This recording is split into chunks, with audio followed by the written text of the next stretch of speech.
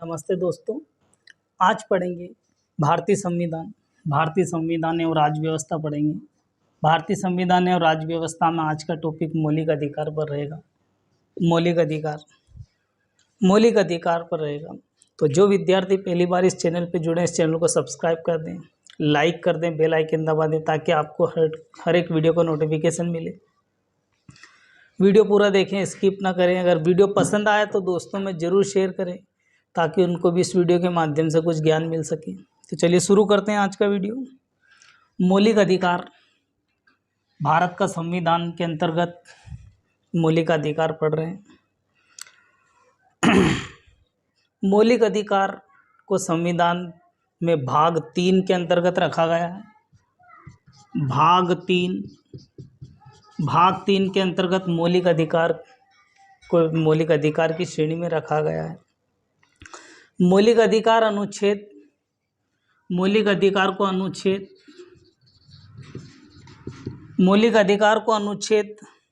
12 से 35 तक में इसका उल्लेख है। 12 से 35 तक इसका उल्लेख दिया गया है। अनुच्छेद 12 से 35 तक मौलिक अधिकारों का उल्लेख दिया गया है।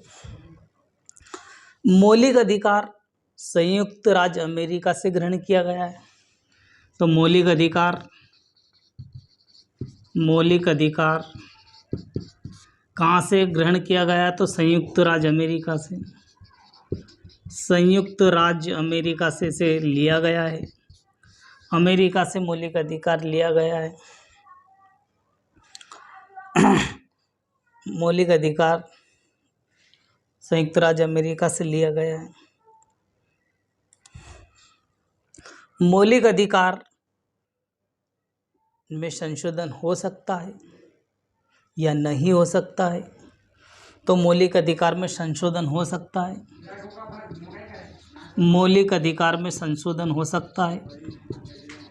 मौलिक अधिकार में संशोधन किया जा सकता है और वो भी न्यायालय के द्वारा किया जा सकता है। न्यायालय के द्वारा मौलिक अधिकार में संशोधन किया जा सकता है। पर उसके मूल अधिकारों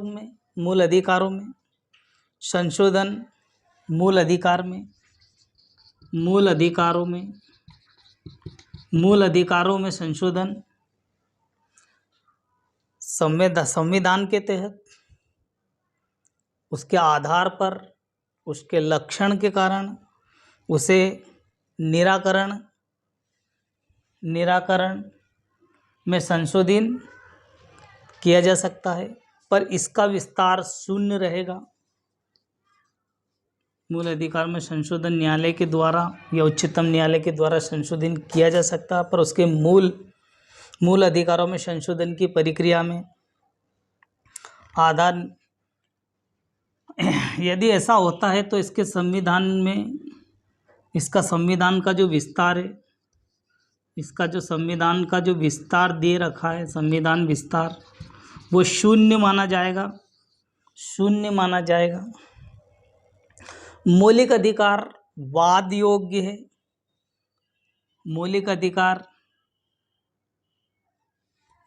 नेक्स्ट फैक्ट की बात करते हैं। मौलिक अधिकार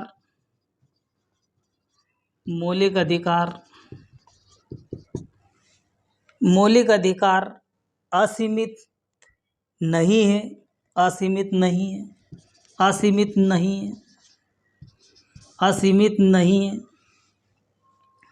परंतु वाद योग्य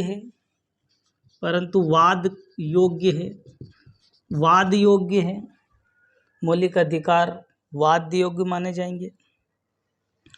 मौलिक अधिकारों की सुरक्षा के लिए उच्चतम न्यायालय ने मौलिक अधिकार की सुरक्षा के लिए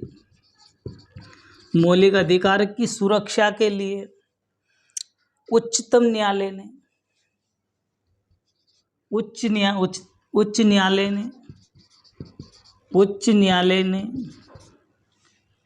अनुच्छेद 226 के तहत और उच्चतम न्यायालय ने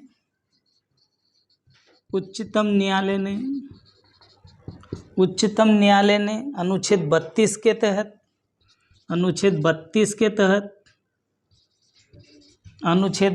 के तहत कोई भी पीड़ित व्यक्ति, मौलिक अधिकारों से जो पीड़ित व्यक्ति है, वो न्यायालय में मौलिक अधिकारों का जो हनन हो रहा है तो वह व्यक्ति न्यायालय में जा सकता है, वह न्यायालय में जा सकता है और अपील भी उच्च न्यायालय में भी कर सकता है और उच्चतम न्यायालय में अपील भी कर सकता है, अपील भी की जा सकती है, अपील भी कर सकता है। प्रारंभ में मौलिक अधिकार में 7 प्रकार के मूल अधिकार का वर्णन किया गया था। तो मूल अधिकार देख लेते हैं। मौलिक अधिकार या मूल अधिकार क्या है? मौलिक अधिकार प्रारंभ में 7 थे। प्रारंभ में मौलिक अधिकार की संख्या, मौलिक अधिकार 7 अधिकार दे रखे थे, परंतु 44वां संविधान संशोधन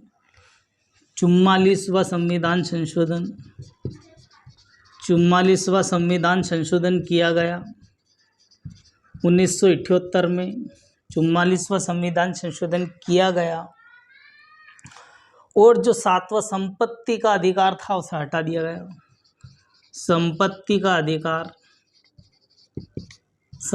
के अधिकार को 44वें संविधान संशोधन में मौलिक अधिकार के 7वें क्रम के अधिकार को हटा दिया गया और ये पिछली बार 19-20 की MPPSC में प्रश्न बना था कि संपत्ति के अधिकार को किस संविधान संशोधन के तहत हटा दिया गया। तो ये 44वें संविधान संशोधन के तहत हटा दिया गया। ये प्रश्न बहुत इम्पोर्टेंट है, इसलिए मैंने आपके सामने प्रस्तुत किया। 44वें संविधान संशोधन के तहत संपत्ति के अधिकार को हटाने के बाद में इसे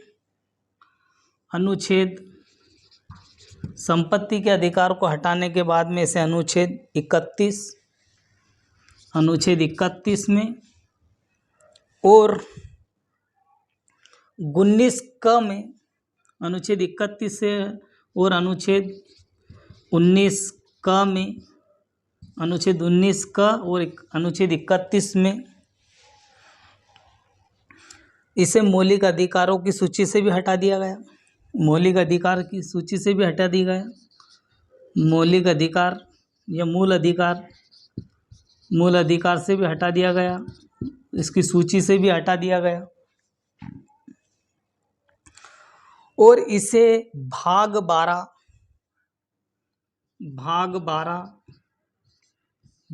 12 में इसे अनुच्छेद 300 क में, ऐसे अनुच्छेद 300 क में विधिक अधिकार बना दिया गया।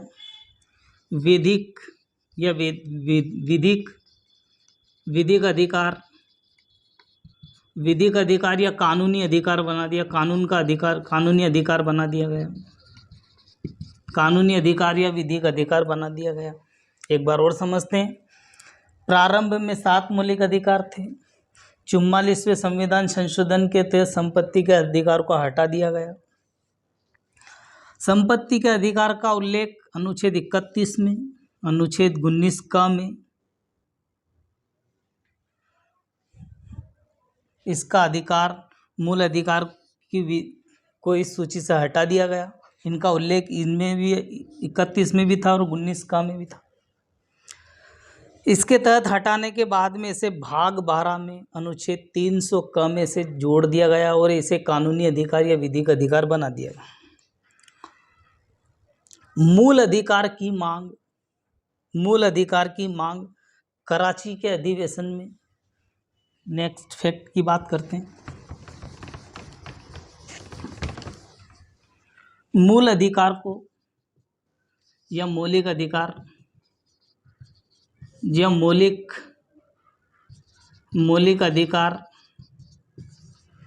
अधिकार को कराची अधिवेशन में इसकी मांग की गई,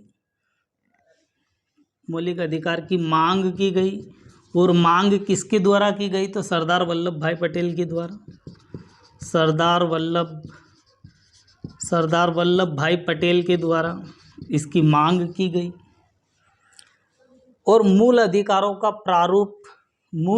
का जो प्रारूप तैयार किया था वो पंडित जवाहरलाल नेहरू के द्वारा किया गया था। पंडित जवाहरलाल नेहरू जी के द्वारा इसका प्रारूप तैयार किया गया था या प्रारूप बनाया गया था। नेक्स्ट फैक्ट की बात करते हैं। अब आते हैं मेन मुद्दे पर, जहाँ से मौलिक अधिकारों की गणना की जाती है। ये अन्य तथ्य थे जो मैंने आपके सामने प्रस्तुत किए। मूल संविधान में मौलिक अधिकार 7 प्रकार से था। वर्तमान में 6 मौलिक अधिकार का उल्लेख दे रखा है। मौलिक अधिकार देखते हैं। फर्स्ट देखते हैं समता का अधिकार या समानता का अधिकार। समता या समानता का अधिकार, इसका उल्लेख अनुच्छेद 14 से लगाकर 18 तक इसका उल्लेख दे रखा। अनुच्छेद समता या समानता का अधिकार अनुच्छेद 14 से लगाकर 18 तक इसका विस्तार दे रखा। नंबर 2 क्रम की बात करते हैं तो स्वतंत्रता का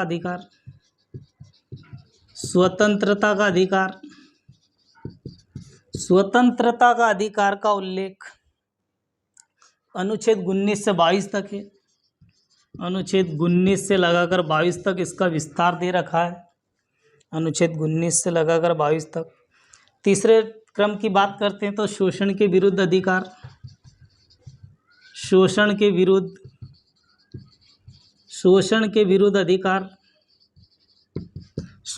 विरुद्ध अधिकारों का उल्लेख अनुच्छेद 23-24 में दे रखा है।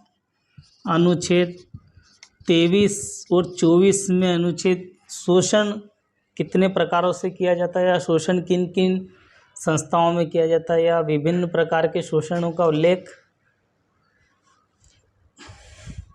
शोषण के अधिकार में दे रखा। चौथे क्रम का अधिकार देखते हैं तो धार्मिक स्वतंत्रता का अधिकार। धार्मिक स्वतंत्रता का अधिकार दे रखा है। धार्मिक स्वतंत्रता का अधिकार दे रखा है और इसका उल्लेख अनुच्छेद 25 से 28 तक दे रखा। अनुच्छेद 25 से 28 तक इसका विस्तार दे रखा। पांचवें क्रम का देखते हैं तो संस्कृति और शिक्षा का अधिकार। संस्कृति और शिक्षा का अधिकार दे रखा है। संस्कृति और शिक्षा का अधिकार अनुच्छेद 29 और 30 में उल्लेख दे रखा। अनुच्छेद 29 और 30 में इसका उल्लेख दे रखा है। 6 नंबर का संवैधानिक उपचारों का अधिकार। संवैधानिक उपचारों का अधिकार और इसका उल्लेख अनुच्छेद 32 में दे रखा है। अनुच्छेद 32 में इसका उल्लेख दे रखा है और अनुच्छेद 32 को भारतीय संविधान की आत्मा भी कहा जाता है। कुछ और फैक्ट पर आते हैं। भारतीय संविधानों को डॉक्टर भीमराव अंबेडकर जी ने संविधान की आत्मा कहा है। संविधान की आत्मा। अनुच्छेद 32 को डॉक्टर भीमराव अंबेडकर के द्वारा संविधान की आत्मा कहा गया है। अब प्रथम पर बारी आती है समता या समानता का अधिकार पढ़ेंगे। ये आप नोट्स बना लीजिएगा।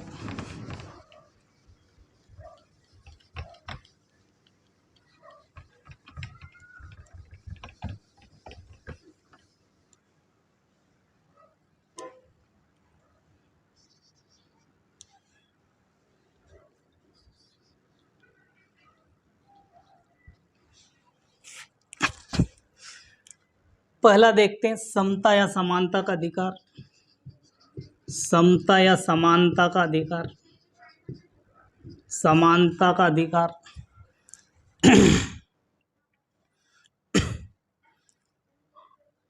44वां संविधान संशोधन, जैसे मैंने आपको पूर्व में बताया, 7वां अधिकार था। इसे संपत्ति के अधिकार को हटा दिया गया है 44वें संविधान संशोधन के तहत। पहला देखते हैं समता या समानता का अधिकार। इसका उल्लेख अनुच्छेद 14 से लगाकर 18 में इसका उल्लेख दे रखा है। अनुच्छेद 14 से लगाकर 18 तक इसका उल्लेख दे रखा है। अनुच्छेद 14 की बात करते हैं। अनुच्छेद 14 क्या बोलता है या क्या कहता है कि विधि के समान समता और विधि के समान समता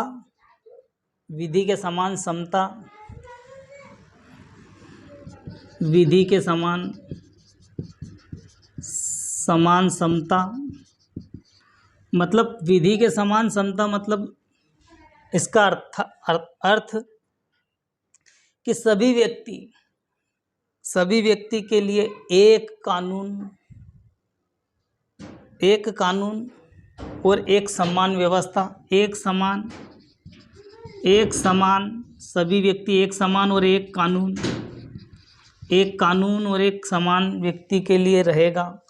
सभी व्यक्ति एक समान होंगे और सभी के लिए एक कानून की व्यवस्था लागू की जाएगी। नेक्स्ट अनुच्छेद की बात करते हैं तो अनुच्छेद 15 क्या बोलता है। अनुच्छेद 15 में उल्लेख दिया गया है धर्म के आधार पर या नस्ल के आधार पर या धर्म के आधार पर या जाति के आधार पर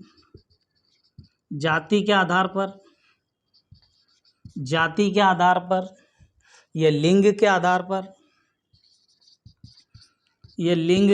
पर या जन्म के आधार पर किसी भी प्रकार का भेदभाव नहीं किया जाएगा। भेदभाव नहीं किया जाएगा। धर्म के आधार पर, नस्ल के आधार पर, जाति के आधार पर, लिंग के आधार पर, जन्म के आधार पर किसी भी प्रकार का भेदभाव नहीं किया जाएगा। नेक्स्ट अनुच्छेद की बात करते हैं।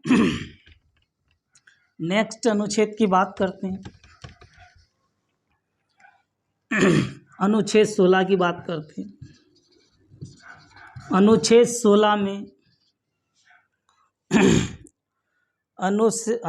16 में लोक नियोजन के आधार पर या लोक नियोजन के अवसर की समानता है। लोक नियोजन के विषय पर अवसर की जो अवसर मिलते हैं, किसी भी अधिकारी बनने का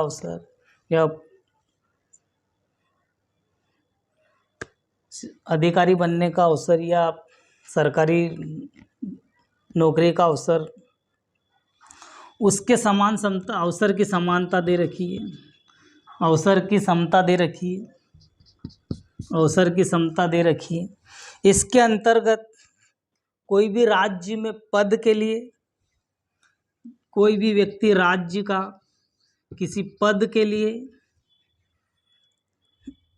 पद के नियोजन के लिए या नियुक्ति संबंधी पद नियोजन संबंधी,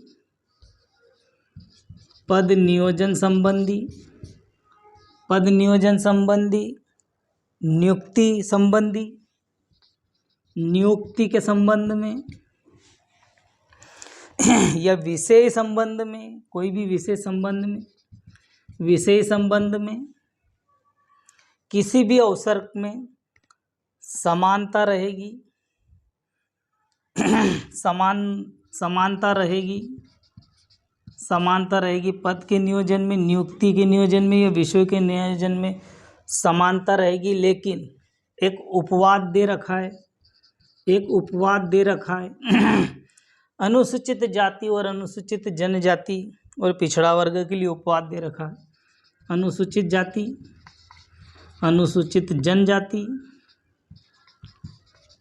और पिछड़ा वर्ग के लिए, पिछड़ा वर्ग के लिए, अनुसूचित जनजाति के लिए, अनुसूचित जनजाति, अनुसूचित जनजाति, अनुसूचित जाति, अनुसूचित जनजाति और पिछड़ा वर्ग के लिए उपवाद दे रखा है। नेक्स्ट अनुच्छेद की बात करते हैं, अनुच्छेद 17 की बात करते हैं। अनुच्छेद 17 में, अनुच्छेद 17 में कहा गया है कि अस्पृश्यता का अंत किया जाएगा। अस्पृश्यता का अंत, अस्पृश्यता का अंत, अस्पृश्यता का अंत से मतलब है कि छुआछूत नहीं किया जाएगा, छुआछूत नहीं किया जाएगा। छुआछूत उन्मूलन एक दंडनीय अपराध है। अस्पृश्यता है जो छुआछूत है, छुआछूत एक दंडनीय अपराध की श्रेणी में रखा गया है। छुआछूत अस्पृश्यता का अंत समाप्त किया जाएगा। नेक्स्ट फैक्ट की बात, अनुच्छेद की बात करते हैं तो अनुच्छेद 18 क्या कहा गया है। अनुच्छेद 18 में क्या कहा गया है यह अनुच्छेद 17 की बात हो रही थी, अस्पृश्यता का अंत। अनुच्छेद 17, अनुच्छेद 18 में क्या उल्लेख दिया गया है कि उपाधि का अंत, उपाधि की जो उपाधि दी जाती है राजा महाराजा, राजा महाराजा धीराज, उपाधि का अंत किया जाएगा, उपाधि का अंत किया जाएगा। उपाधि किसी को भी किसी भी प्रकार की उपाधि नहीं दी जाएगी। इसके अलावा सेना और विद्या संबंधी, सेना और विद्या के संबंध में, एक सेना के संबंध में, एक विद्या के संबंध में जो शिक्षा ग्रहण की जाती है उसके संबंध में, संबंध के अलावा कोई सेना के अधिकारी को कोई उपाधि दी जाती है राष्ट्रपति के द्वारा तो वो एक्सेप्ट होगी। शिक्षा किसी विद्यार्थी ने पीएचडी कर रखी है, डॉक्टर लगा दिया गया है तो वो भी उपाधि मान्यता रहेगी। लेकिन राष्ट्रपति के द्वारा कुछ उपाधि दी गई है, वो देखते हैं। तो राष्ट्रपति के द्वारा, राष्ट्रपति जी के द्वारा कुछ उपाधि दी गई है, जैसे भारत रत्न, जैसे भारत रत्न की उपाधि दी जाए, किसी को भारत रत्न दिया जाए, पद्म विभूषण दिया जाए, पद्म भूषण दिया जाए या पद्म विभूषण दिया जाए। तो भारत रत्न, पद्म भूषण, पद्म विभूषण दिया जाए, पद्मश्री दिया जाए, पद्मश्री दिया जाए, पद्मश्री दिया, परमवीर चक्र दिया जाए, परमवीर चक्र, महावीर चक्र, महावीर चक्र दिया जाए तो वो मान्य होगा। नेक्स्ट अनुच्छेद की बात करते हैं। इसके अंतर्गत कोई भी नागरिक, भारत का नागरिक बिना राष्ट्रपति की अनुमति से कोई भी उपाधि ग्रहण या स्वीकार नहीं करेगा। एक अपवाद जैसी स्थिति है इसमें कि राष्ट्रपति जी के द्वारा कोई भी नागरिक या कोई भी व्यक्ति राष्ट्रपति की अनुपस्थिति या राष्ट्रपति जी की सहमति के बिना या राष्ट्रपति जी की आज्ञा के बिना उपाधि ग्रहण नहीं करेगा। दूसरा अधिकार की बात करते हैं, दूसरे अधिकार की बात करते हैं, दूसरे अधिकार की बात करते हैं। दूसरे अधिकार की बात करते हैं, दूसरे क्रम के स्वतंत्रता का अधिकार। स्वतंत्रता का अधिकार, स्वतंत्रता का अधिकार का अनुच्छेद 19 से 27 में इसका उल्लेख दे रखा। अनुच्छेद 19 से लगाकर 22 तक, अनुच्छेद 19 से 22 में इसका विस्तार दे रखा है। अनुच्छेद 19 में इसका उल्लेख दे रखा है, स्वतंत्रता का उल्लेख। अनुच्छेद 19 में किस किस प्रकार की स्वतंत्रता आपको दी गई है संविधान के तहत। अनुच्छेद 19F को जो संपत्ति का अधिकार का उल्लेख था, 19F में अनुच्छेद 19F में जो संपत्ति का अधिकार था, संपत्ति के अधिकार को हटा दिया गया है और ये 44वें संविधान संशोधन के तहत हटा दिया गया था। जैसे मैंने आपको पूर्व में बताया, वो थोड़ा मिस्टेक हो गया कि मैंने 19 बताया, उसके पास में F लगा लीजिएगा। 19F के बारे में बताया था। 19F के तहत संपत्ति के अधिकार को हटा दिया गया। इसके अंतर्गत देखते हैं कि कौन कौन से संपत्ति के अधिकार दे रखे हैं। तो 19 अनुच्छेद 19A की बात कर लिया है। अनुच्छेद 19A में किसका उल्लेख दे रखा है। तो जब मैं आपसे बात कर रहा हूँ, जो मैं आपके सामने वीडियो बना रहा हूँ या मैं आपसे चर्चा कर रहा हूँ, बोलने की स्वतंत्रता दी गई है 19A में। बोलने की स्वतंत्रता, बोलने की स्वतंत्रता दी गई है। बोलने की स्वतंत्रता के साथ साथ में इसमें प्रेस की स्वतंत्रता भी जोड़ी गई है। प्रेस की स्वतंत्रता, प्रेस कॉन्फ्रेंस कर सकता कोई भी वीडियो के माध्यम से या अन्य माध्यम से। 19B में देखते हैं अनुच्छेद 19B। अनुच्छेद 19B क्या बोलता है। अनुच्छेद 19B क्या कहता है। तो शांतिपूर्वक बिना हथियार के सभा करने का अधिकार देता है। तो सभा करने का अधिकार, सभा का अधिकार या सभा करने का अधिकार, वो भी बिना हथियार के, हथियारों का प्रयोग नहीं किया जाएगा। सभा कोई सी भी सभा हो, सभा करने का अधिकार दिया गया है। शांतिपूर्वक बिना हथियार से सभा करने का अधिकार। 19C देखते हैं। अनुच्छेद 19C में किस किस का उल्लेख दे रखा है। अनुच्छेद 19C में संघ बनाने का, या कोई कमेटी बना सकता है, संघ बना सकता है। तो संघ बनाने का उल्लेख दे रखा, संघ बनाने का उल्लेख दे रखा है। संघ या संस्था बना सकता है। नेक्स्ट देखते हैं 19C के बाद।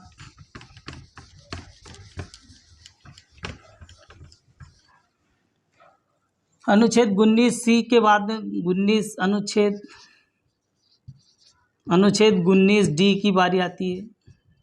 अनुच्छेद 19D में देश में या भारत के राज्य में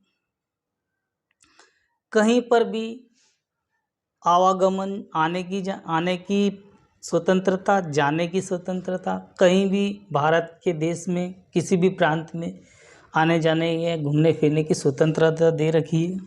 तो आवागमन की स्वतंत्रता, आवागमन, आने जाने आवागमन की स्वतंत्रता दे रखी है। आवागमन की स्वतंत्रता दे रखी, कहीं भी आ भी सकता है और जा भी सकता है। 19D के बाद में अनुच्छेद 19E की बात की जाए। 19A में देश के किसी भी कोने में, चाहे पूर्व हो, पश्चिम हो, उत्तर हो या दक्षिण हो, किसी भी कोने में निवास कर सकता है, कहीं भी रह सकता है, यहाँ पर रह सकता है, यहाँ पर रह सकता है, यहाँ पर रह सकता है, ये यहाँ पर भी रह सकता, किसी भी कोने में, भारत के किसी भी कोने में वह निवास कर सकता है। उसको बसने की स्वतंत्रता है, मकान बनाने की स्वतंत्रता है, वो कहीं भी रह सकता है। तो 19E में किसी भी क्षेत्र में निवास की स्वतंत्रता दे रखी है, निवास कर सकता है। ये भारत जो 19D बताया, ये कहीं भी आ सकता है, कहीं भी जा सकता है। 19D में आवागमन की स्वतंत्रता। 19E में निवास, कहीं भी मकान बना सकता है, कहीं भी रह सकता है। 19F जो मैंने अभी बताया, अनुच्छेद 19F संपत्ति के अधिकारों का उल्लेख 19F में दे रखा था, जो कि हटा दिया गया। मैंने आपको 2 बार बता दिया, वो गलती से अनुच्छेद 19 बोला गया था, पर वो 19F का उल्लेख दे रखा है, तो उसको ठीक कर लीजिएगा। नेक्स्ट फैक्ट की बात करते हैं। अनुच्छेद 20 क्या बोलता है? आर्टिकल अनुच्छेद 20 में अपराध के लिए दोष सिद्ध का संरक्षण है। अपराध के लिए दोष सिद्ध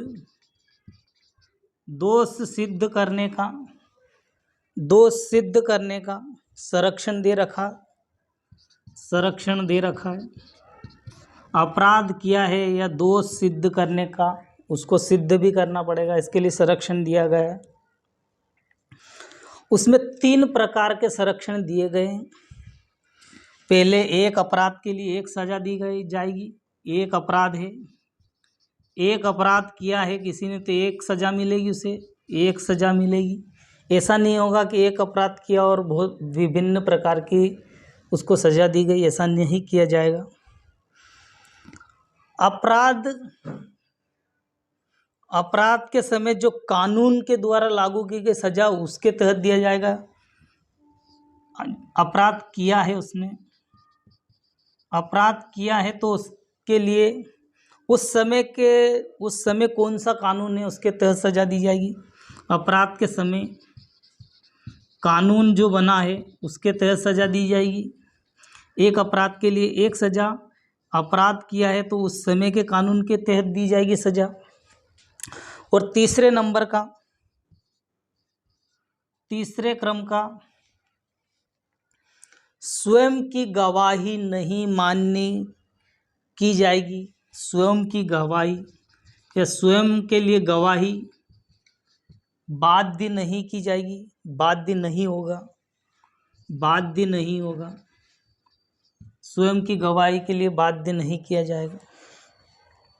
नेक्स्ट अनुच्छेद की बात करते हैं। ये 20 की बात हो गई।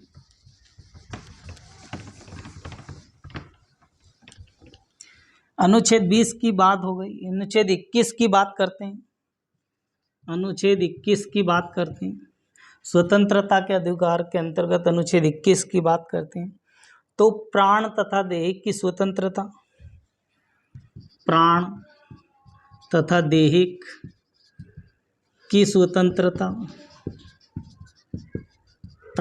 देहिक की स्वतंत्रता का उल्लेख दे रखा है, का संरक्षण दे रखा है। किसी भी व्यक्ति को विधि के द्वारा या कानून के द्वारा या विधि के द्वारा, एक ही बात, कानून या विधि के द्वारा अतिरिक्त या जीवन में कोई भी व्यक्तित्व है, उसकी स्वतंत्रता से वंचित नहीं किया जाएगा। किसी भी कानून को किसी भी प्रकार की स्वतंत्रता से वंचित नहीं किया जाएगा। वंचित नहीं कर सकते आप किसी भी व्यक्ति को किसी भी अधिकार से वंचित नहीं किया जाएगा। अनुच्छेद 22 देखते हैं। अनुच्छेद 22 में किसका उल्लेख दे रखा है? इसमें 21 का जोड़ा गया। अनुच्छेद 21 का जोड़ा गया, अनुच्छेद 21 का जोड़ा गया। अनुच्छेद 21 का 86वां संविधान संशोधन 2002 में हुआ था। अनुच्छेद 21 का जोड़ा गया 86वां संविधान संशोधन, 86वां संविधान संशोधन 2002 में हुआ था। इसके तहत 21 क के तहत 86वें संविधान संशोधन 2002 के तहत 6 वर्ष से लगाकर 14 वर्ष तक के बच्चों को, 6 वर्ष से लगाकर 14 वर्ष के बच्चों को शिक्षा का अधिकार दिया गया, शिक्षा का अधिकार दिया गया, शिक्षा का अधिकार दिया गया। इसके अंतर्गत कोई भी व्यक्ति 6 वर्ष से लगाकर 12 वर्ष 14 वर्ष की आयु के बच्चों को शिक्षा का अधिकार दिया गया। शिक्षा का अधिकार 21 क में उल्लेख है और 86वां संविधान संशोधन के तहत इस अधिकार को दिया गया। नेक्स्ट अनुच्छेद की बात करते हैं। नेक्स्ट अनुच्छेद की बात करते हैं। अनुच्छेद 22 की बात करते हैं। अनुच्छेद 22 में किसका उल्लेख दे रखा है? तो कुछ दशाओं में गिरफ्तारी पर निषेध लगाया गया है। कुछ दशाओं में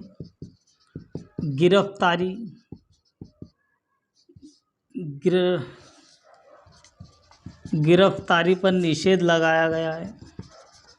निषेध लगाया गया है तो निषेध के बारे में संरक्षण है, निषेध संरक्षण है। कुछ दशाओं में गिरफ्तारी निषेध संरक्षण दिया गया है। अब वो कैसे दिया गया है वो देखते हैं। अगर किसी व्यक्ति को हिरासत में लिया गया है या व्यक्ति को मनमाने ढंग से हिरासत में ले लिया गया, किसी व्यक्ति को अनुच्छेद 22 के तहत मनमाने ढंग से हिरासत में ले लिया गया है, हिरासत में ले लिया गया, अरेस्ट कर लिया गया है, तो उसे हिरासत का कारण जानने की पात्रता है। हिरासत में लिया गया तो हिरासत का कारण बताना होगा। हिरासत में लिया जाने का कारण बताना होगा और उसे 24 घंटे के अंदर किसी दंडाधीश अधिकारी न्यायाधीश के सामने प्रस्तुत किया जाएगा। हिरासत में लिया गया है या दूसरा अपवाद, उसे 24 घंटे के अंतर्गत उसे कि न्यायालय में दंडाधिकारी मतलब न्यायाधीश के सामने प्रस्तुत किया जाएगा। नंबर 3 का अपवाद अनुच्छेद 22 में तीसरे क्रम का अपवाद है कि उसे अपने पसंद के वकील करने का अधिकार है। उसे अपने वकील करने का अधिकार रहेगा। वह अपने किसी भी वकील को चुनने का अधिकार, उसे अपने पसंद के वकील करने का अधिकार दिया जाएगा। तो ये हो गए अनुच्छेद 22 की बात। अब करते हैं दूसरे अधिकार की बात।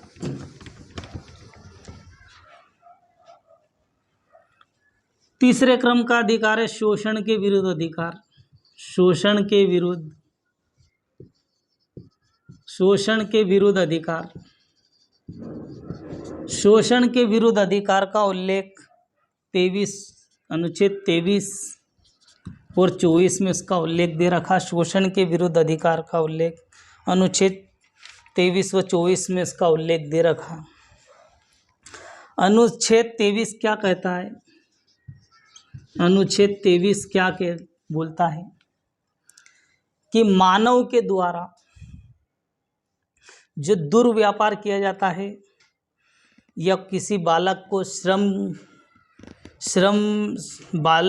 छोटे बच्चे बालक श्रम के रूप में कार्य करते हैं, बाल श्रम पर रोक लगाई गई है।